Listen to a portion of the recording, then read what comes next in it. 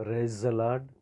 ప్రభువైన యేసు క్రీస్తు నామములో మీ అందరికీ ఉదయకాలపు శుభాలు తెలియజేయుచున్నాను. ఈరోజు దేవుడు మనకు అనుగ్రహిస్తున్న అతి శ్రేష్టమైన వాగ్దానము మార్కు సువార్త 9వ అధ్యాయము 23వ వచనాన్ని చదువుకుందాము. నమ్ముట నీ వలనైతే నమ్మువానికి సమస్తమును సాధ్యమే. ఎవరైతే యేసు క్రీస్తునందు విశ్వాసం నమ్మకం కలిగి ఉంటారో వారికి సమస్తము సాధ్యమే. ఎందుకంటే మనుషులకు అసాధ్యమైనవి దేవునికి సాధ్యం గనుక మన జీవితంలో ఏదైతే అసాధ్యమైన కార్యం ఉందో అది సాధ్యపరచబడాలంటే దేవుని మీద నమ్మకం విశ్వాసం కలిగిన వారంగా మనం ఉండాలి.